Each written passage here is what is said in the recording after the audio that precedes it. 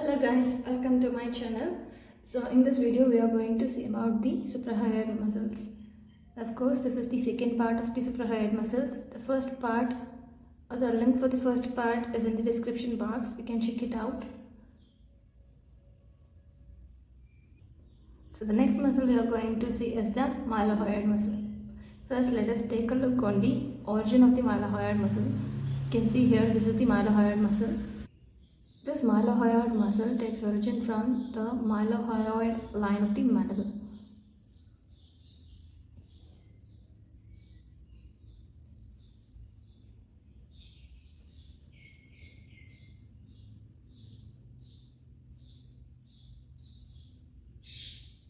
So here you can see the mylohyoid line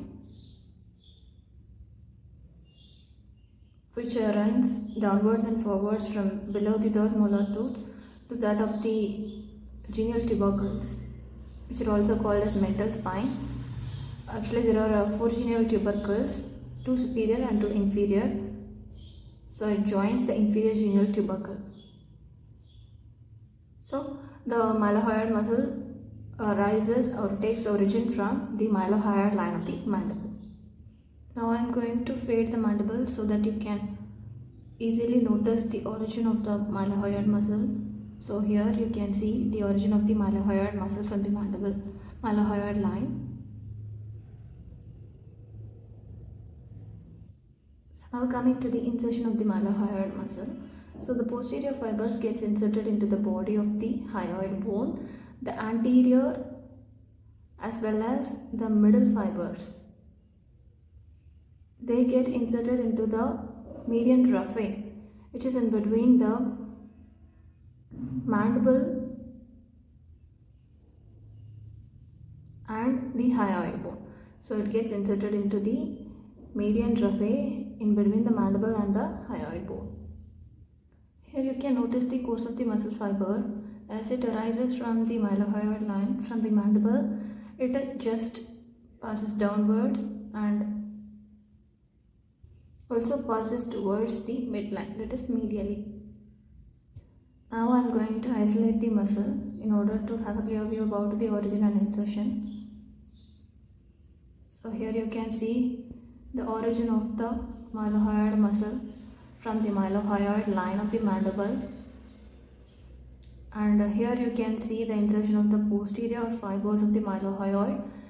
It gets inserted into the body of the hyoid bone. This is the superior view. Then the anterior fibers as well as the middle fibers, they get inserted into the median raphe. So this is the median raphe. It lies between the mandible and the hyoid bone.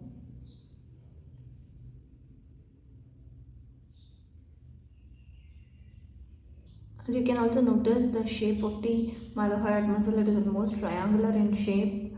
And both the mylohyoid muscles together, they form the floor of the mouth. So here you can notice that they lie deep to the anterior belly of the digastric muscle.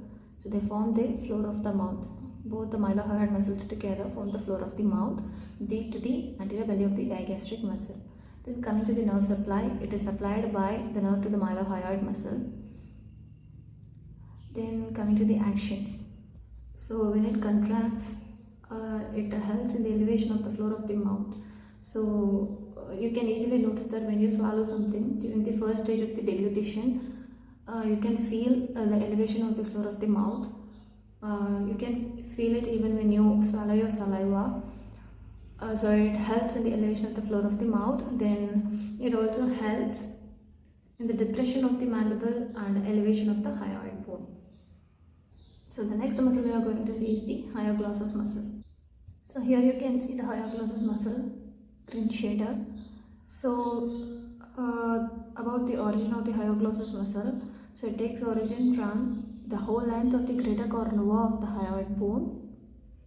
So here you can see clearly how it takes origin from the greater cornua of the hyoid bone. Coming to the insertion of the hyoglossus muscle, it gets inserted into the tongue, on the sides of the tongue, between the styloglossals and the inferior longitudinal muscle of the tongue. In order to see that clearly, I'm going to remove the mylohyoid muscle. For convenience, I am removing the mandible also. So here you can see the hyoglossus muscle.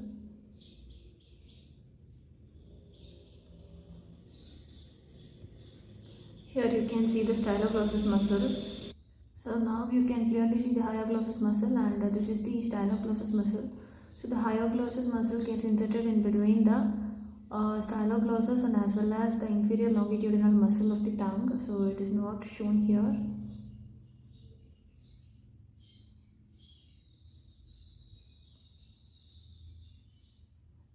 Yes, it's not shown here. So it gets inserted in between the styloglossous and inferior longitudinal muscle of the tongue. And do not forget that the hyoglossus muscle is the muscle of the tongue, and the genioglossus muscle also is the muscle of the tongue. You can see there. So then coming to the nerve supply, it is supplied by the hypoglossal nerve, the 12th cranial nerve. So the main action of the hyoglossus muscle is to depress the tongue and thereby making the dorsum of the tongue convex. So the next muscle we are going to see is the geniohyoid muscle. So in order to trace that muscle, we have to remove all those things in the floor of the mouth. That is the anterior belly of the digastric muscle. Let us remove all those things so that we could easily find out. So here you can see the geniohyoid muscle. I just removed the anterior belly of the digastric as well as the mylohyoid on the right side.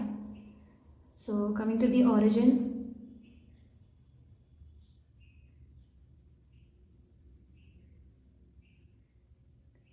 it takes origin from the inferior metal spine, that is the inferior genial tubercle of the mandible, mycelating.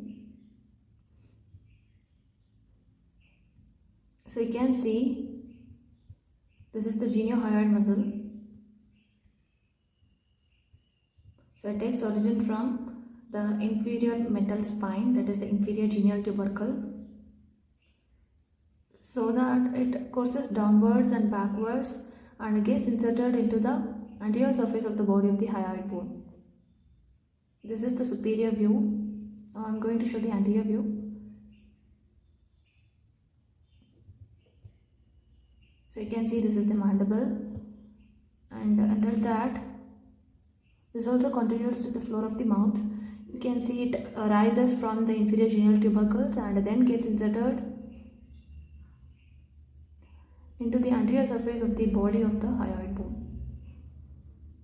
Here you can see how it is inserted to the anterior surface of the body of the hyoid bone. Coming to the nerve supply. The nerve supply is through the anterior ramus of the spinal nerve C1 via the hypoglossal nerve. So then the action of the geniohyoid muscle is to elevate the hyoid bone. So these two muscles, that is the hyoglossus and the geniohyoid muscles, are the muscles of third muscular plane. So the last muscle we are going to see is the genioglossus muscle, which contributes more to the formation of the tongue. So for that I am removing fading the mandible. So here you can see the genioglossus muscle. So that is the genioglossus muscle. Hope you can see the green shaded. So coming to the origin, it takes origin from the superior genial tubercles or superior mental spine. So the anterior fibers, they pass upwards and forwards to form the tip of the tongue. So then the middle fibers, they pass backwards and upwards, they form the whole length of the dorsum of the tongue, and the lower fibers, they get inserted into the hyoid bone. Coming to the nerve supply, the genioglossus is also supplied by the hypoglossal nerve. And now coming to the actions of the genioglossus muscle, it pulls the posterior part of the tongue forwards. That is, it helps in the protrusion of the tongue. So this muscle has the opposite action of the hyoglossus muscle, because the hyoglossus muscle retracts the protruded tongue. But the genioglossus muscle helps in the protrusion of tongue. That is, it helps us to put our tongue out of the mouth. So that this muscle is called as the life-saving muscle. And this muscle falls into the fourth muscular plane. And that's all about the suprahyoid muscles. Hope you liked this video. Do share and subscribe. Stay in touch. Thank you.